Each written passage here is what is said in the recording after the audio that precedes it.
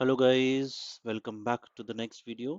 इस वीडियो में हम आईएससी स्पेसिमेन क्वेश्चन पेपर 2024 पे बात करेंगे। All the short questions will be covered in this video और चीज़ों को डिटेल में समझेंगे। I have seen lot of queries coming in कि कैलकुलेशंस समझ नहीं आ रही हैं, डाउट्स हैं, और सबसे ज़्यादा डाउट्स तो इस क्वेश्चन पे है। Okay, so what is the trick here? Let us understand and try to get the doubt out of the way. So इसमें बोला गया है फर्स्ट चीज, फर्नीचर जिसका बुक वैल्यू 2,50,000 है, it is to be reduced by 40%। Right, straightforward समझ में आ रहा है कि 40% से कम करना है। ओके, और मशीनरी जिसका बुक वैल्यू 1,50,000 है, उसको रिड्यूस करके 40% करना है। ओके, इसका मतलब है सिंपल, रिड्यूस टू 40% मतलब है reduce by 60%।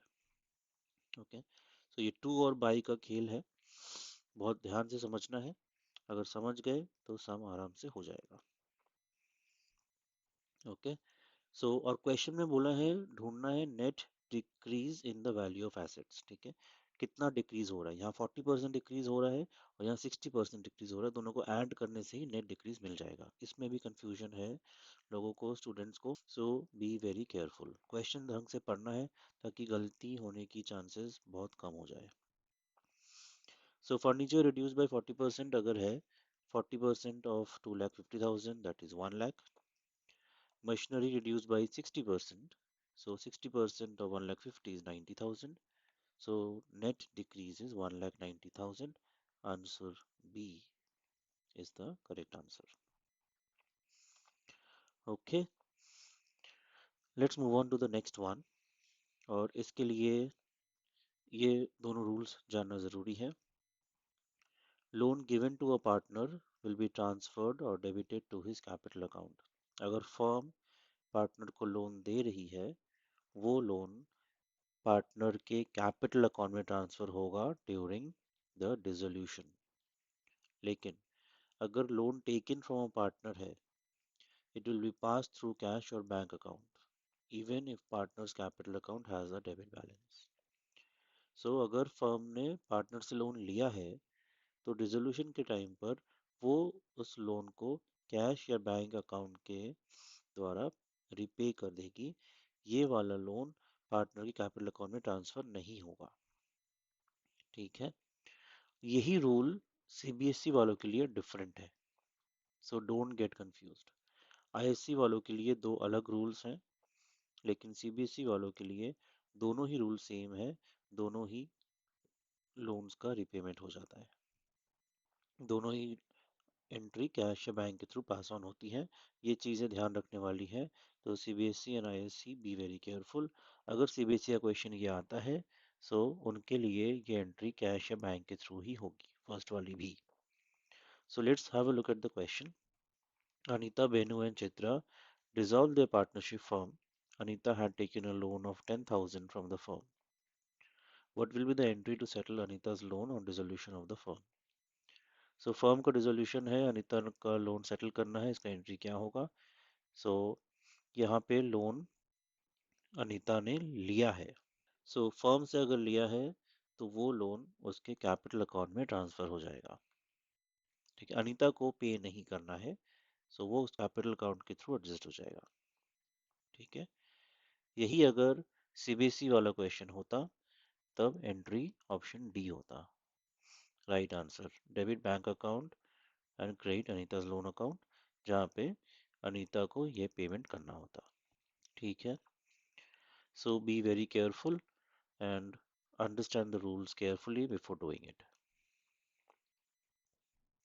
Let's move on to the next one. A company issued 5,000 10% debentures of 100 each at a discount of 5%. To write off the capital loss, it has to use its profits in a certain order. So ये rule again straight forward है, सबको पता होना चाहिए ये चीज़, that पहला चीज़ security premium use होगा loss right of करने के लिए, फिर कैपिटल रिजर्व होगा और आखिर में statement of profit and loss use होगा। Okay, so RQP option C is the right answer. Next question.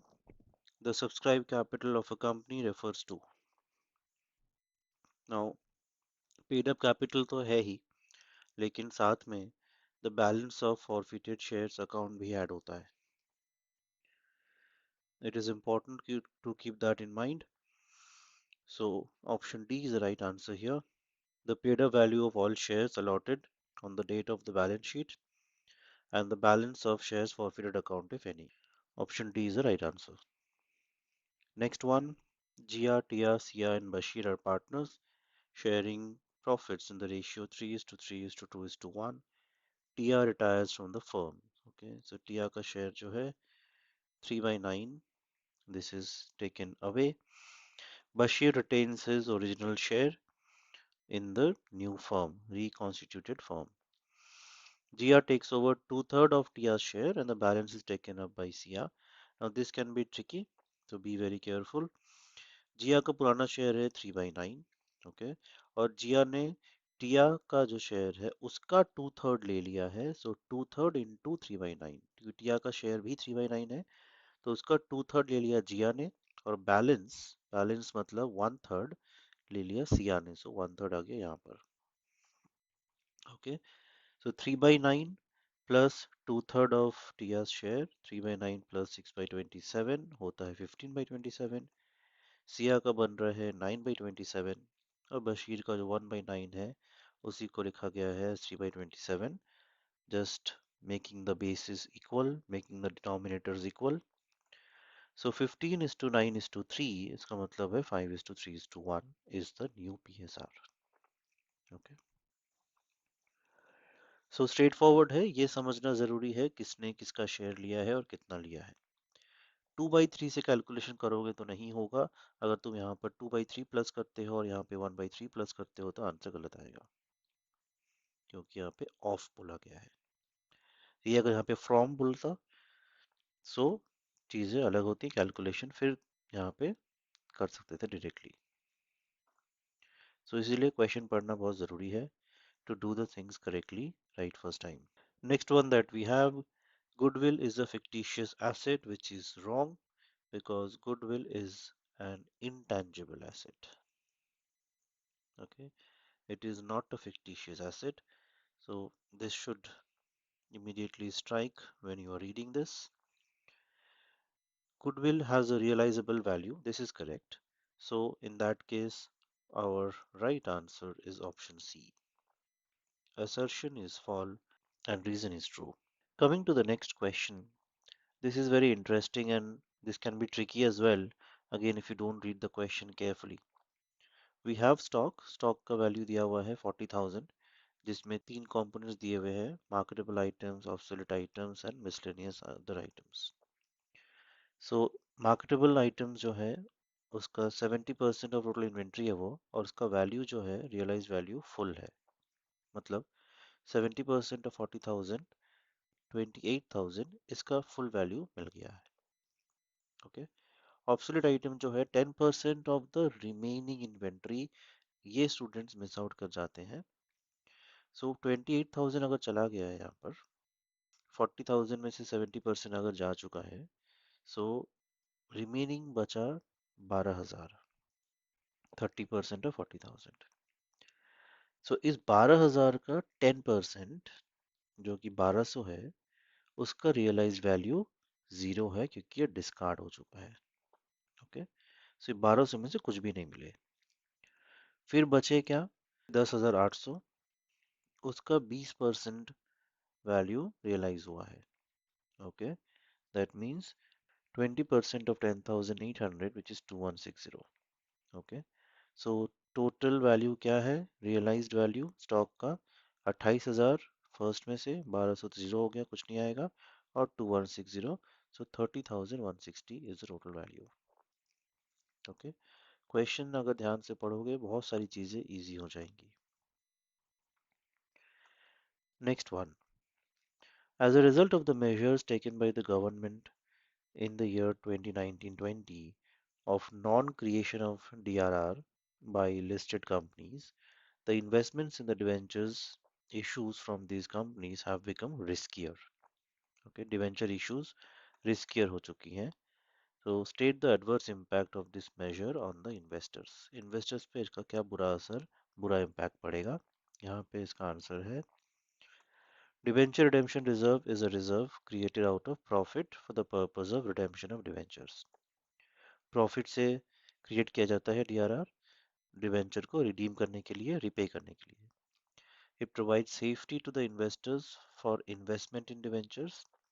So this is like a safety, investors के लिए एक सेफ्टी नेट है जो लोग डिवेंचर्स में इन्वेस्ट करते हैं।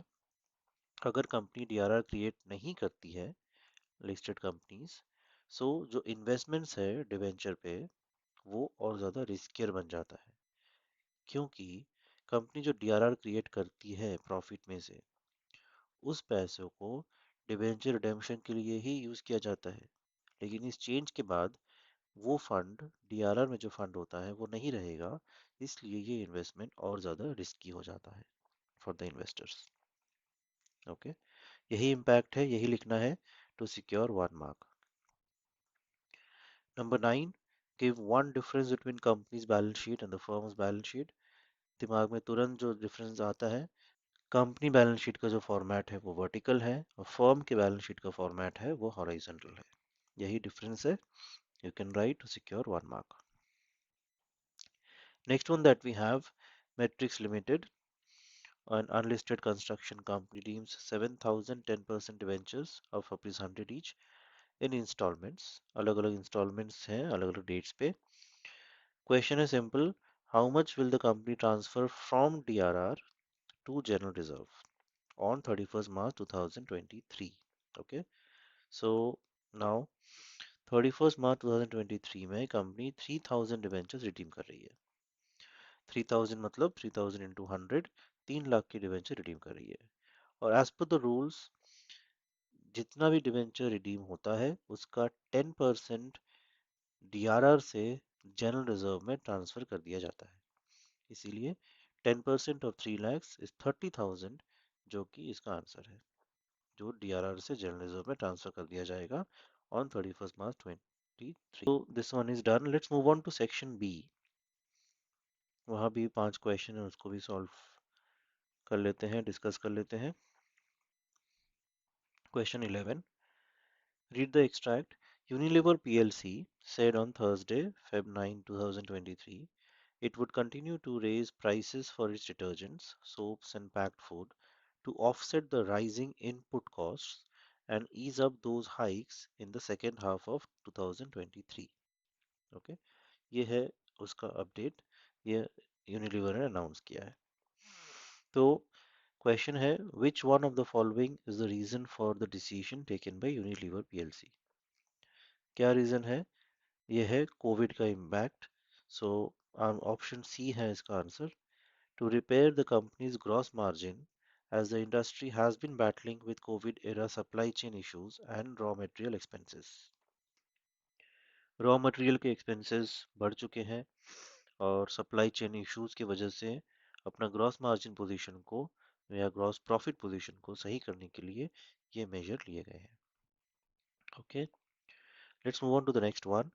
While preparing cash flow statement, which one of the following will be added to net profit for the year to get NBT, net profit before tax calculation में कौन सा item add होता है?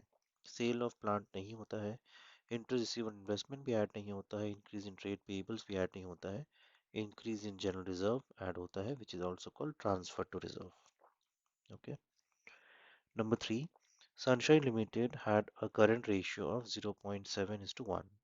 Its current assets being 2 lakh and current liabilities being 2 lakh 50,000.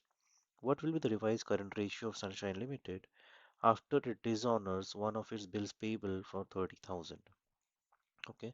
Now, what is a journal for this? अगर कोई company bill dishonour करती है, इसका जर्नल क्या है? ये बिल्स पेबल है, it's a liability. So bills payable account debit हो जाएगा और जो सप्लायर का अकाउंट था वो फिर से क्रेडिट हो जाएगा। ओके, सो लिख लेते हैं जर्नल को एक बार। Bills payable account debit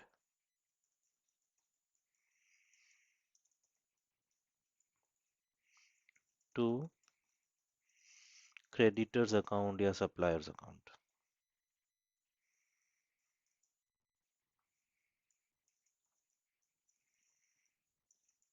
okay, so यहाँ पे अगर देखो, एक करंट लायबिलिटी घट रहा है तो दूसरा बढ़ रहा है।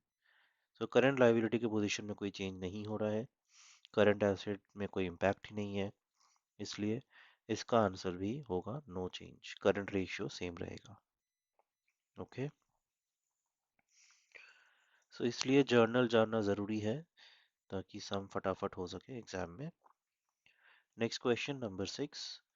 Book The books of accounts of Zebra Limited showed changes in inventories of raw materials 70,000, opening inventory 2,40,000। पहला चीज ऑप्शन ए में पूछा गया है, write the formula used by the company to calculate the changes in inventories. Simple सा formula है, changes in inventories equals to opening inventory minus closing inventory. Okay, बहुत सारे स्टूडेंट्स कंफ्यूज हो जाते हैं, क्लोजिंग माइनस ओपनिंग है क्या? नहीं, opening inventory minus closing inventory, positive negative जैसे भी हो, जो आउटकम आएगा वही आंसर होगा। अगर ओपनिंग इन्वेंट्री का फिगर बड़ा है तो पॉजिटिव आएगा, अगर ओपनिंग इन्वेंट्री का फिगर छोटा है तब इसका आंसर नेगेटिव आएगा। Okay, number B, you have been provided with one component for calculating the change in inventories, calculate the other component। Question में ओपनिंग इन्वेंट्री दे दिया है तो क्लोजिंग इन्वेंट्री ढूंढना है, इस फॉर्मूला में बढ़ा देते हैं। 70,000 भी दे दिया है, चेंजेस क्या है? नेगेटिव 70,000 है। Opening inventory minus closing, using simple equations solution और जस्ट मैथ्स का नॉलेज यूज कर कर क्लोजिंग इन्वेंट्री इधर आ जाएगा, -70 इधर आके प्लस हो जाएगा, so closing inventory equals to 3,10,000। That's your answer. And the last one, mention whether accrued interest on investments would result in inflow, outflow or no flow of cash।